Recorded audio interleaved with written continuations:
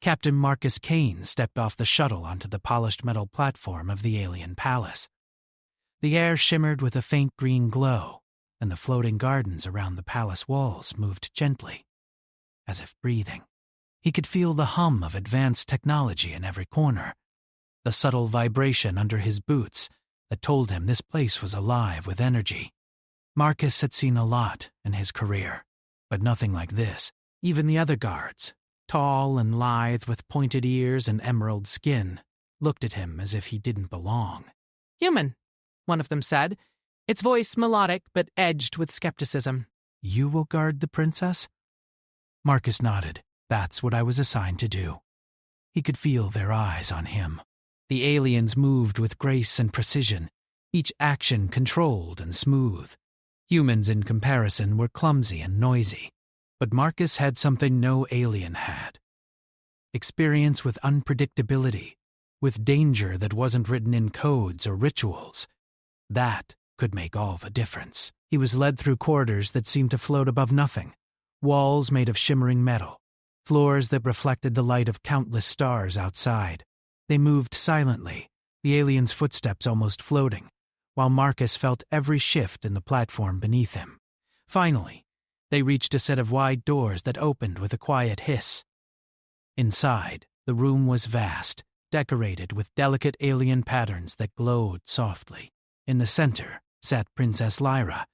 She looked younger than he expected, with sharp, expressive eyes and hair that shifted color subtly in the light. But it was not her beauty that drew his attention. It was the unease in her posture. She glanced up when Marcus entered. Her gaze was wary, not hostile, but careful. "You are human," she said softly. "They told me I would have a human guard." Marcus bowed slightly. "Captain Marcus Kane, assigned to keep you safe, Princess." She studied him for a long moment. Then, almost reluctantly, she nodded. "Very well.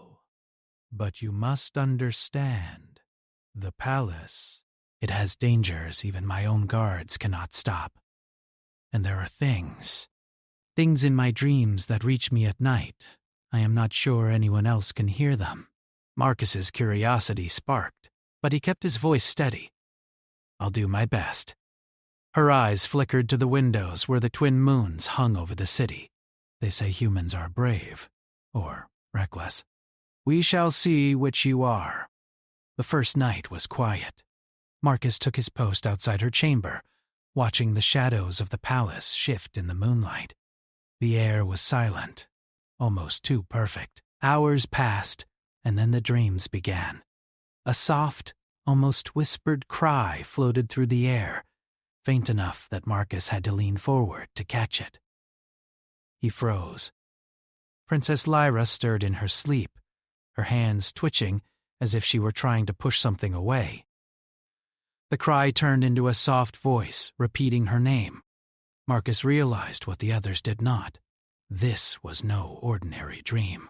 The palace security systems did not register it. The alien guards would have been blind to it, but he could hear it, clear as if someone were calling out for help in the room next to him. He entered her chamber cautiously, not wanting to startle her. The soft glow of the room lit her sleeping face, pale and tense. "Princess?" he said gently. "I hear you." Her eyes flew open, wide with shock and fear. "You can hear me?" she whispered. "No one else can." Marcus nodded. "I can. You're not alone." For the first time, she seemed to relax a little. She motioned for him to sit by her side. "All my life, I've tried to hide this. I thought it was a weakness, something to fear." "But you don't run from it." Marcus shrugged. "Running isn't usually the solution. Sometimes facing it is the only way to survive." Her gaze lingered on him. "Survival. Humans value survival above all else, don't they?" "Among other things," Marcus said. "Courage. Loyalty. The ability to act when everyone else hesitates." Lyra seemed to consider this, then lay back, eyes closing again. Marcus stayed, silent, feeling the hum of the palace around them. Hours passed without another sound. When she finally relaxed into sleep, he realized this was just the beginning. Her nightmares were calling out, and he was the only one who could answer. The following days were a test. Marcus walked the palace halls, observing the alien guards and their precise routines. They were strong and capable, but rigid. They followed the rules, never questioning orders, never reacting to surprises. Marcus, however, noticed the subtle things. The way the light flickered in the corridors when Lyra stirred, the patterns in the plants that shifted strangely when she passed. Humans were unpredictable, and, in this place, that unpredictability was a strength. Lyra began to speak to him more openly, though still carefully. She explained her dreams in fragmented ways, images of shadowy figures, voices calling her name, and feelings of fear she could not control. Marcus listened, offering no judgment, only guidance. Sometimes he suggested simple things, grounding exercises he had learned from training, sometimes just keeping her calm when the dreams became intense. Other guards watched silently, their expressions unreadable. Some seemed to resent his presence, but none dared question it openly. Marcus realized quickly that trust would have to be earned, not demanded. One night, the dream came stronger. Marcus awoke to a cold chill in the room. Lyra's voice whispered, urgent and panicked. "Marcus, it's coming!" He rushed to her side. Lyra stared. The room seemed to darken, the shadows stretching unnaturally. Lyra's hands gripped his arm, trembling. "I can't fight it," she said, voice breaking. "Bull!" "You're not alone," Marcus said firmly. He remembered a trick from his human training. Focus on breathing. Focus on the present. Focus on what you can control. He guided her, hand on hers, grounding her in reality. Slowly, her tension eased. The shadows seemed to recede, though a faint whisper lingered in the corners. When it was over, Lyra looked at him with eyes full of wonder and something else, gratitude. "You saved me," she whispered. Marcus shook his head. "You did it too. I just helped you stand." In the following days, the palace council noticed changes. The nightmares had not stopped entirely, but Lyra's strength and confidence had grown. The human's simple ways, his courage and empathy, had a strange effect the aliens could not understand. Marcus realized that sometimes survival was more than skill or strength. It was the ability to care, to act, to be present when no one else could. Lyra began to trust him in ways she had not trusted anyone else. She spoke of her fears openly, shared memories of her childhood in the palace, and slowly revealed the history of her royal bloodline. Marcus listened, never judging, always ready to act if danger appeared. Each night he stayed by her side, ready to face the unknown that she could not.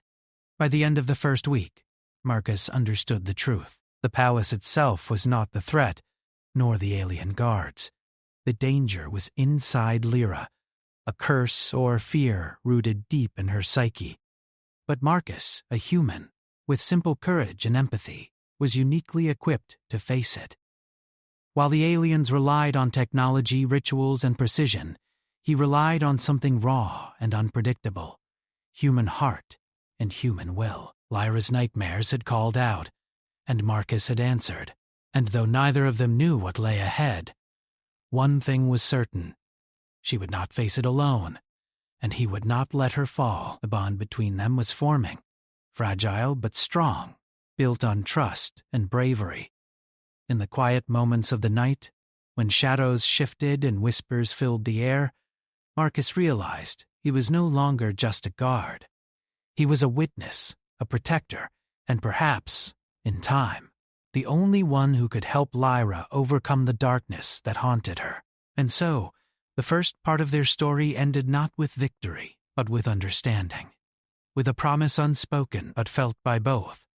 In this strange alien world, with its dangers seen and unseen, they would face whatever came next. Together.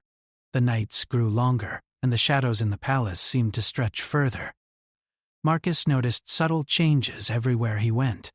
Hallways that had once felt stable now shifted slightly under his feet, as if the palace itself was aware of something.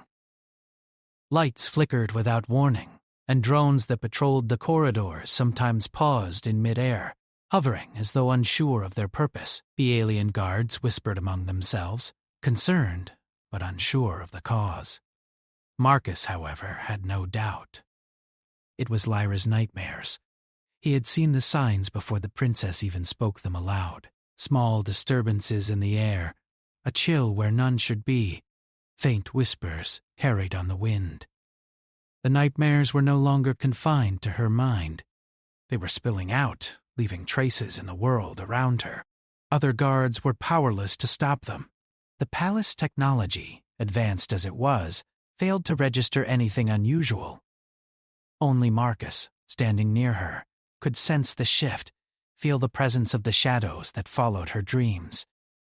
Lyra appeared in the morning pale and exhausted, her eyes heavy with sleepless nights. Marcus met her in the quiet garden courtyard. The twin moons hung low in the sky, casting their pale glow over floating blossoms that hovered midair. She sat on a stone bench, head in her hands. "They are getting stronger," she whispered. "Even the walls." "I think they hear me too." Marcus sat beside her, careful not to startle her. "You're not imagining it," he said. "I feel it too. But we can handle it. Together." She lifted her head slowly, the light of trust and desperation mingling in her gaze. "Why do you not fear it? All others, they avoid me when it happens." Marcus shrugged lightly. "Fear doesn't help. Understanding helps. And I know you're not in this alone. I will stay with you, always." Her lips curved into a faint smile, a fragile relief. Marcus noticed the tension in her shoulders ease slightly, though the shadows behind her eyes were still there. She took a deep breath.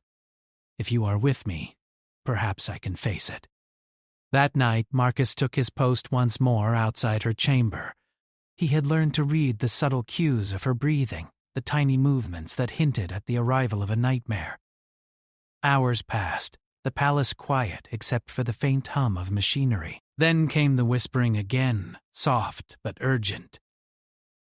Lyra murmured something unintelligible, reaching out as if trying to touch someone invisible. Marcus opened the door silently and stepped inside.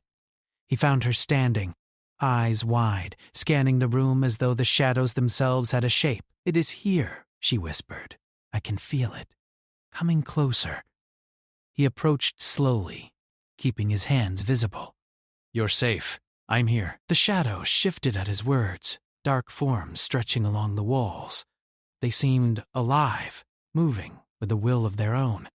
Marcus held his ground, remembering every lesson he had learned in his training. He had faced danger before, but never like this. Never something born of another being's mind, yet able to touch the world. "You must focus," he told her.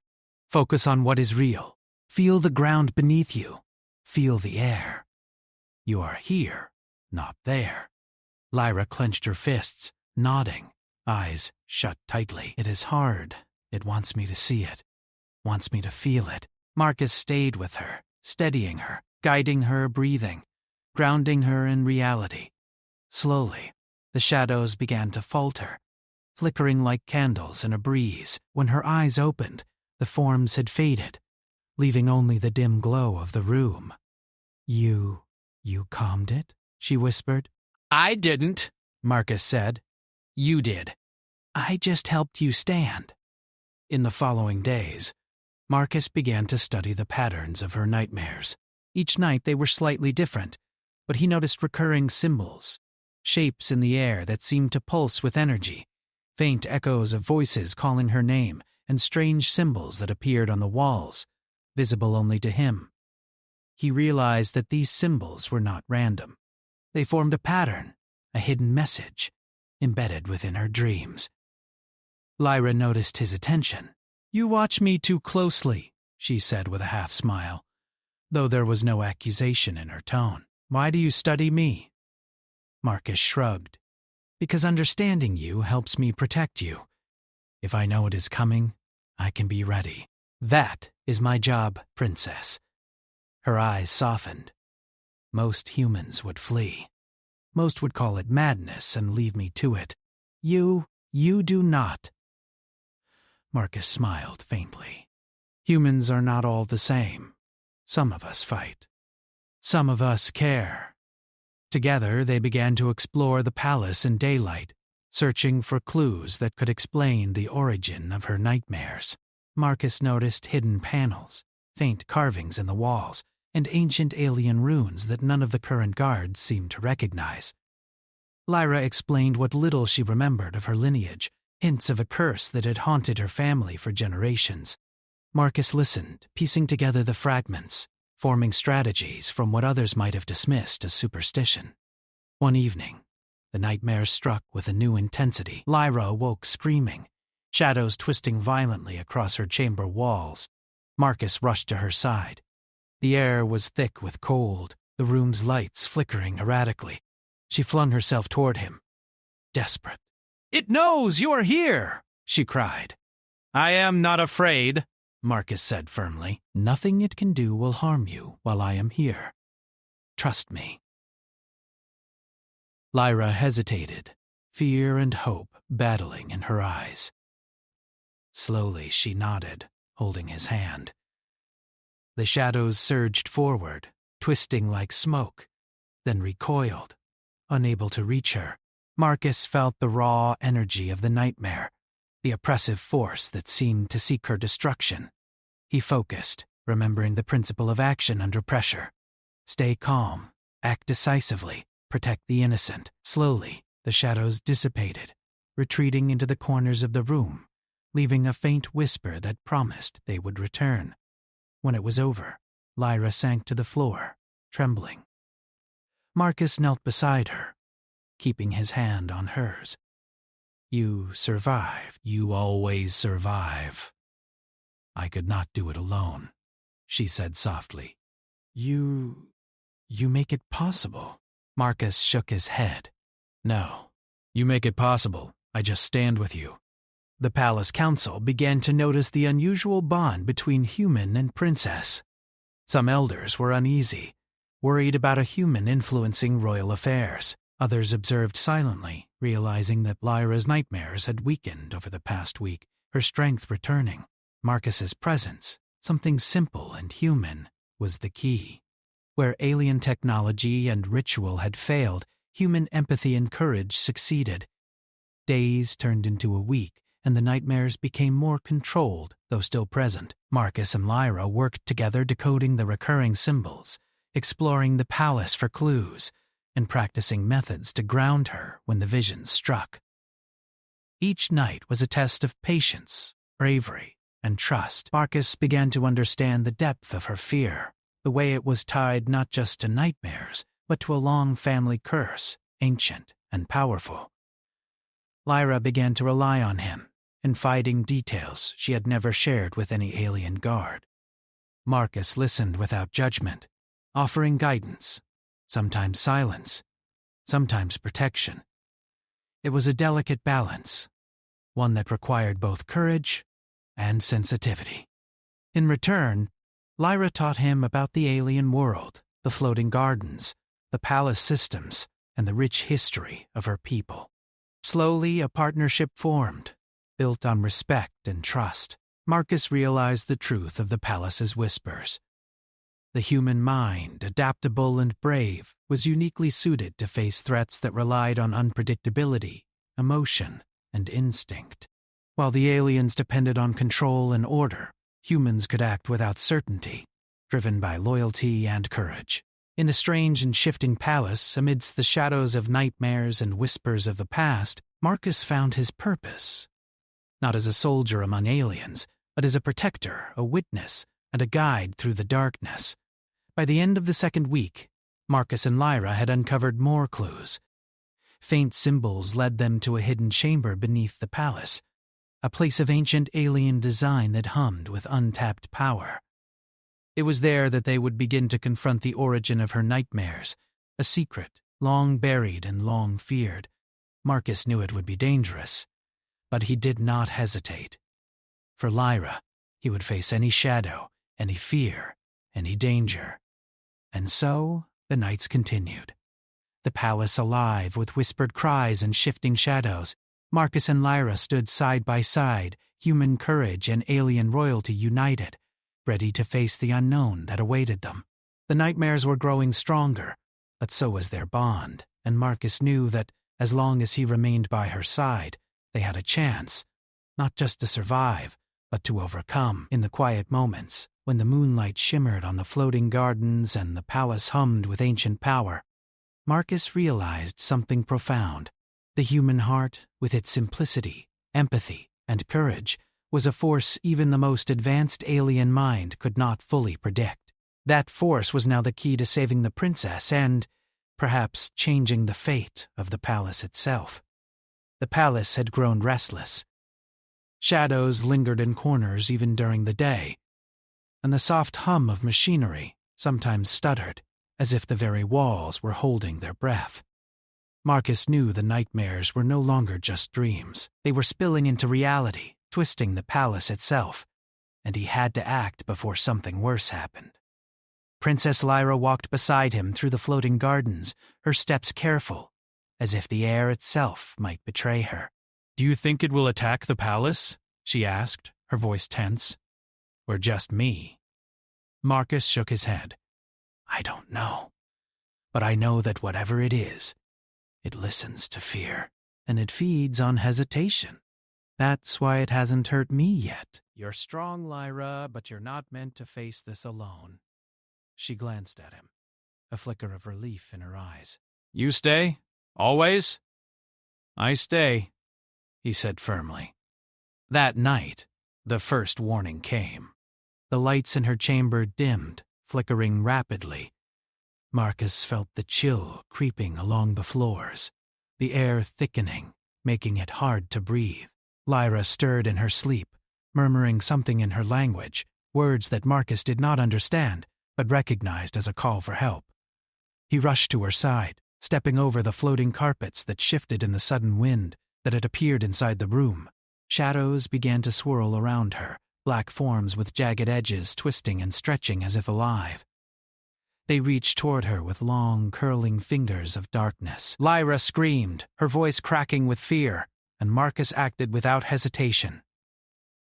He threw himself between her and the shadows, arms wide, standing firm. "You will not touch her," he growled, voice low but steady. The shadows recoiled slightly, as if testing him, but they did not vanish. Marcus could feel their energy pressing against him, cold and heavy, but he did not flinch. He remembered every training exercise, every battle he had faced, and pushed forward with a simple human truth. Courage does not wait for certainty. "Focus," he told Lyra. "You are here. Breathe. You are not alone." Her hands clenched his, and slowly, under his guidance, her breathing steadied. The shadows writhed and shrieked in whispers, their forms stretching toward him, then recoiling, unable to reach past his presence. Marcus realized that they could not touch him, not because he was stronger, but because he was present. Human attention, human will, was something the nightmares could not overcome.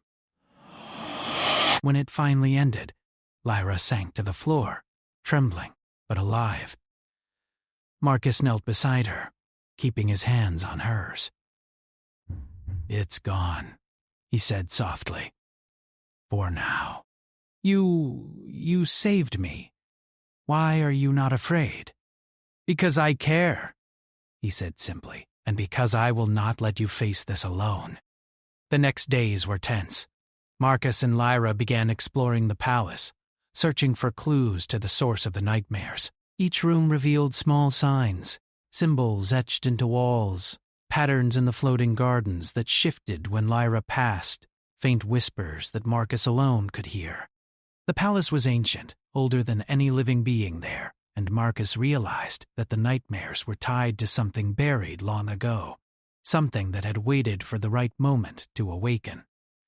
Lyra shared fragments of her family's history. Her ancestors had been rulers who wielded power over both mind and matter, but their lineage had been cursed.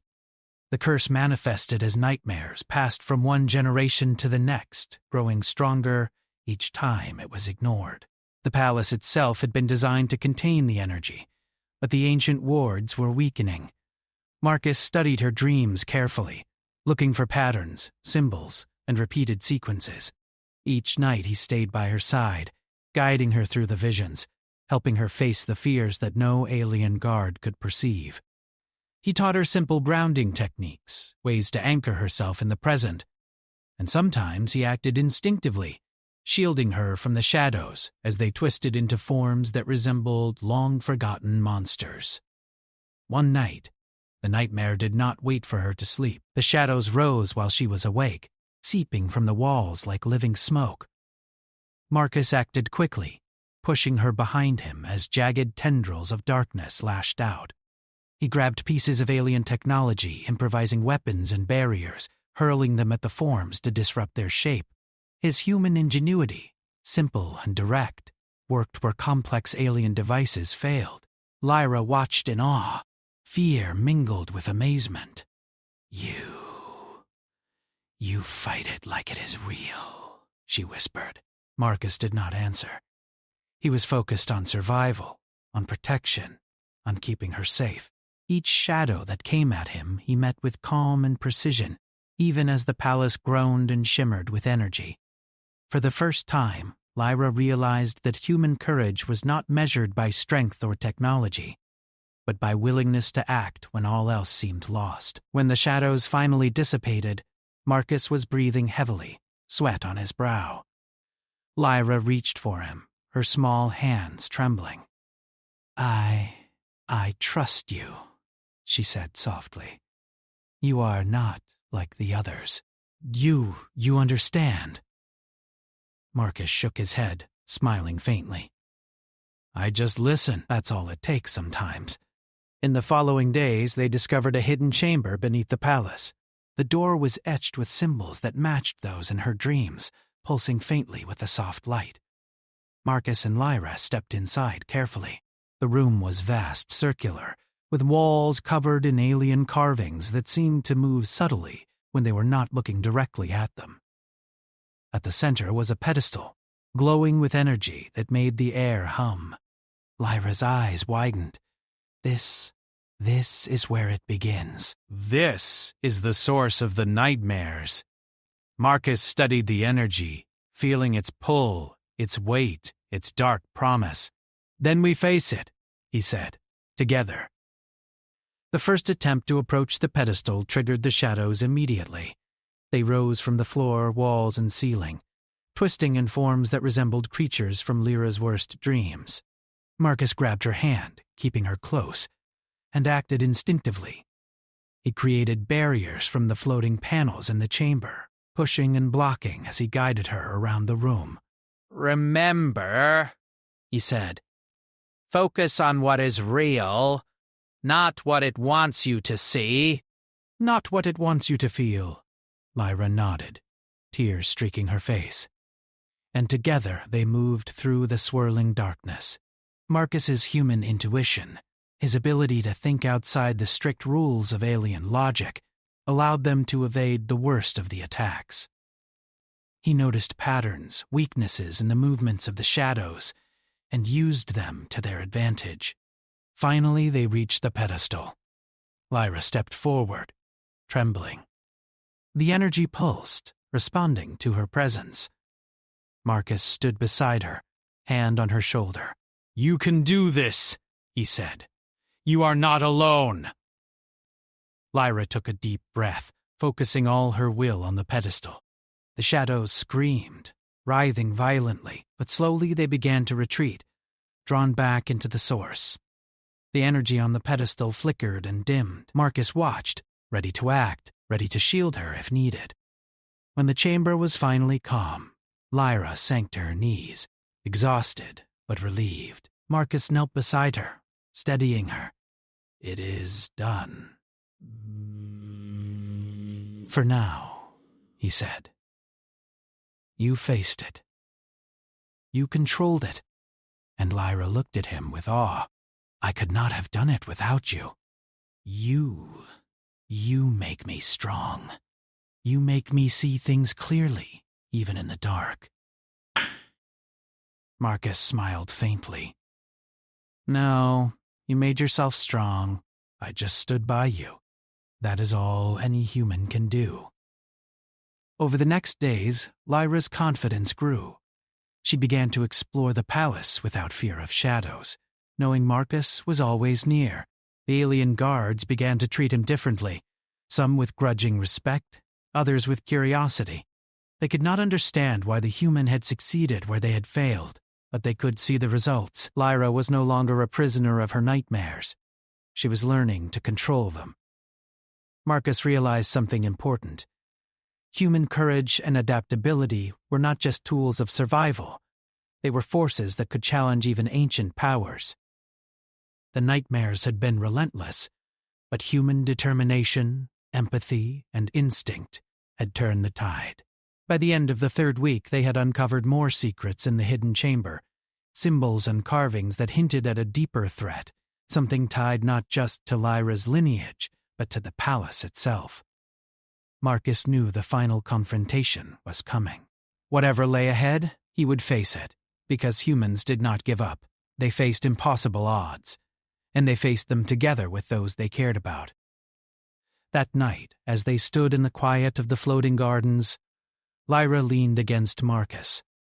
The twin moons cast their pale light across the palace, reflecting off the delicate blossoms that drifted lazily in the air. "I trust you," she whispered. "No one else, only you."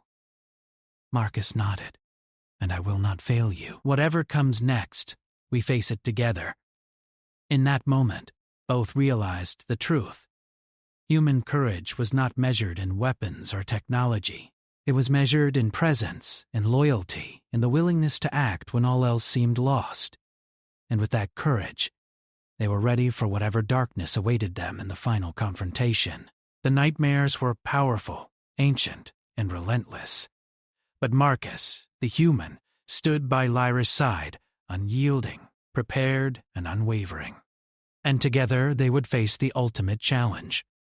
The hidden chamber beneath the palace pulsed with energy. Marcus and Lyra stood at the entrance, looking down at the pedestal that had caused so much pain and fear. The shadows that had tormented Lyra were gone, but Marcus knew the source of the nightmares still lingered in the energy of the artifact. This was the final confrontation. There would be no mistakes. Lyra hesitated, her hands gripping Marcus's arm. "What if I fail?" she whispered, fear flickering in her eyes. Marcus turned to her, steady and unwavering. "You won't fail," he said firmly. "You've already survived more than anyone could imagine. I will stand with you. Always. That is all you need to know." She nodded, drawing strength from his confidence. Together, they stepped into the chamber. The energy from the pedestal shimmered, creating ripples in the air. The shadows that had once taken shape now surged from the artifact itself, twisting and writhing, forming shapes of creatures long forgotten. They hissed and moaned, trying to draw them back into fear. Marcus moved forward instinctively, scanning the forms. He knew they could not fight these creatures like normal enemies. These were born of thought, of emotion, of fear. They would respond to hesitation. He took a deep breath and focused, relying on human instinct, his will, and his courage. "You must focus," Marcus told Lyra, holding her hand. "Remember what is real. Remember that fear is not stronger than you." Lyra nodded. She drew on her own strength, the training Marcus had given her over weeks, and the confidence they had built together. Slowly, her trembling eased. She stepped forward to the pedestal, Marcus beside her, forming a united front against the artifact. The shadows surged suddenly, more powerful than ever. They lashed out, trying to separate them, twisting into forms that resembled Lyra's deepest fears, her ancestors' faces distorted and angry, their eyes full of accusation. Lyra flinched, but Marcus grabbed her arm. "Look at me, not them." "You are stronger than what they show you." Together, they moved closer to the pedestal. Marcus improvised barriers with pieces of the chamber's alien technology, pushing the shadows back. Lyra concentrated on the energy of the artifact, feeling it as it pulsed with the memories of her cursed lineage. She realized the artifact's power was not just in the shadows. It was tied to her fear, her doubt, and her ancestors' unresolved anger. "You can do this," Marcus said. "You are not alone. Your fear does not control you." Lyra reached the pedestal and placed her hands on the glowing surface. The energy surged, almost overwhelming her, but Marcus pressed his hand against hers. His presence was steady, human, tangible, a reminder that she was not facing this alone. The shadows screamed, curling into impossible shapes, but the unity of their resolve held them back. As Lyra focused, Marcus observed patterns in the energy. The shadows responded to hesitation and confusion. He guided her, speaking softly, giving clear, direct instructions. "Breathe. Push forward. Command the energy. Do not let it command you." Lyra drew a deep breath and did as he said. The energy around the pedestal pulsed violently, then slowly began to calm. The shadows writhed, trying one last surge, but Marcus and Lyra held their ground. The energy of the artifact responded to the courage in their hearts, not the fear that had fueled it for generations. With one final push, Lyra focused her will, amplifying it with Marcus's steady presence. The artifact's energy flared brightly, a blinding white light that filled the chamber. The shadows screamed and dissolved, scattering like smoke in the wind. The energy pulsed one last time, then vanished, leaving the pedestal dark and inert. Lyra sank to the floor, trembling but alive. Marcus knelt beside her, steadying her. "It's done," he said softly. "The nightmares are gone." Tears filled Lyra's eyes. I never thought I could do this. I never thought anyone could help me face it." "You did it," Marcus said. "I just stood with you. That's all humans can do." "Stand. Protect. Be present. That is enough." For the first time in her life, Lyra felt free. The curse that had haunted her family for generations was broken. The shadows of fear that had followed her every step had vanished. She could breathe, without the weight of nightmares pressing on her mind. And it was all because a human, simple and courageous, had refused to abandon her. The Council of Elders arrived soon after. They had followed Marcus and Lyra quietly, concerned for the human and skeptical of his influence. But when they saw the results, the calm, peaceful chamber, the princess standing strong, they understood. Marcus had accomplished what their most advanced technology and strongest guards could not. The human had succeeded because of qualities the aliens did not fully comprehend: courage, loyalty, empathy, and the ability to act in the face of uncertainty. Lyra stood before the council, her posture proud and confident. "Captain Marcus Kane," she said, her voice strong, "has protected me when others could not. He has faced dangers born of fear itself, and he has stood beside me without hesitation. He is not just my guard. He is my protector, my equal in courage." The elders nodded, some with reluctance, others with awe.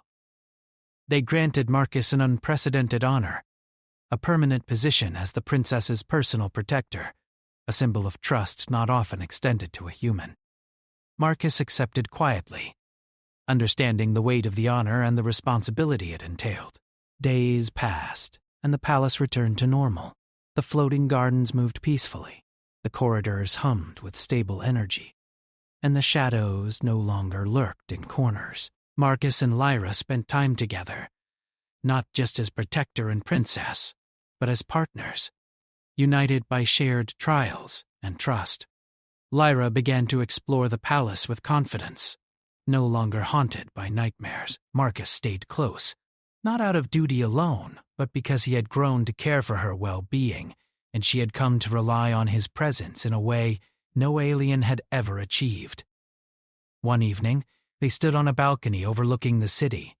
The twin moons reflected on the water below, casting pale light across the palace. Lyra leaned against Marcus, her hand in his, a silent acknowledgement of everything they had endured together. "You stayed with me," she said softly, when no one else would. "You made me see that fear does not have to control me." Marcus smiled faintly. Humans are not perfect.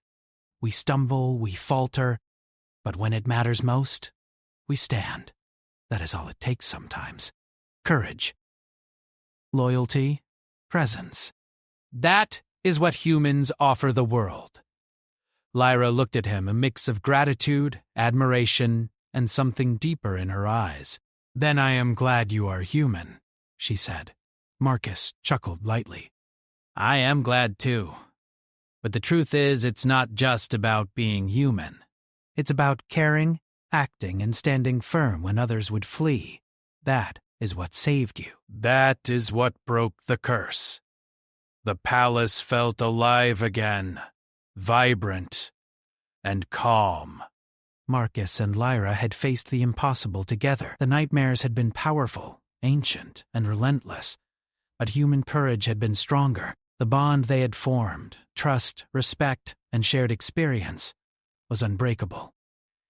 As they gazed out over the city, Marcus knew that their story was not just about survival. It was about the human spirit, the ability to rise above expectations, to face fear with determination, and to protect those who could not protect themselves. And Lyra, the princess who had been haunted by shadows for her entire life, knew that she could face the future without fear, because she was no longer alone. The palace had seen many rulers, many guardians, and many conflicts, but it had never seen courage like this. A human, standing beside a princess, unyielding, unwavering, and triumphant against the darkness. The story of Marcus and Lyra would be remembered, not for the technology of the palace or the power of the alien guards, but for the strength of the human heart. And in that quiet moment, under the twin moons and the shimmering floating gardens, Marcus realized that the greatest victories were not won with weapons or strength, but with presence, courage, and loyalty. That was the power of humanity, and it had just saved a princess. They stood together, hand in hand, ready for whatever challenges might come next. The nightmares were gone, but the bond they had forged remained, strong, enduring, and a testament to the courage that only a human could bring to an alien world. In the end, Marcus and Lyra understood something profound. It was not the alien technology, nor the strength of the palace, that determined the outcome. It was the simple, powerful qualities of a human heart: courage, empathy, loyalty, and the willingness to stand firm in the face of fear. And with those qualities, they had overcome even the darkest shadows.